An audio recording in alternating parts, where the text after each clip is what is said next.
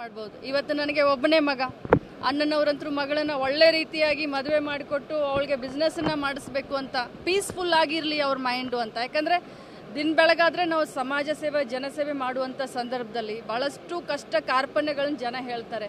So ಜೀವನ ಪೂರ್ತಿ ನಮ್ದು ಅದೇ ಇದೆ. ಬಟ್ ನಾವು ಇಟ್ಸ್ ಅವರ್ ಚೂಸನ್ ಪಾತ್. ನಾವು ಇದನ್ನು ಬೇಡಿ ಬಯಸಿ ನಾವು ಪೊಲಿಟಿಕ್ಸ್ ಗೊತ್ತಾಗುತ್ತೆ.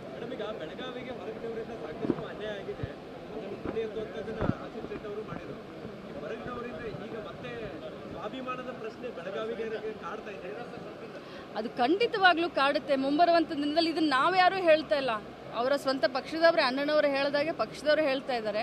ಮತ್ತು ಸಾಮಾನ್ಯ ಜನ ಇವತ್ತು ಮಾತನಾಡ್ತಾ ಇದ್ದಾರೆ,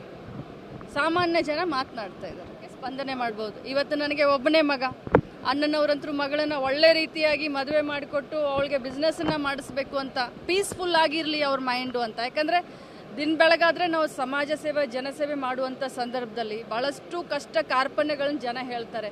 ಸೊ ಜೀವನ ಪೂರ್ತಿ ನಮ್ದು ಅದೇ ಇದೆ. ಬಟ್ ನಾವು ಇಟ್ಸ್ ಅವರ್ ಚೂಸನ್ ಪಾತ್. ನಾವು ಇದನ್ನು ಬೇಡಿ ಬಯಸಿ ನಾವು ಪೊಲಿಟಿಕ್ಸ್ ಗೊತ್ತಾಗುತ್ತೆ.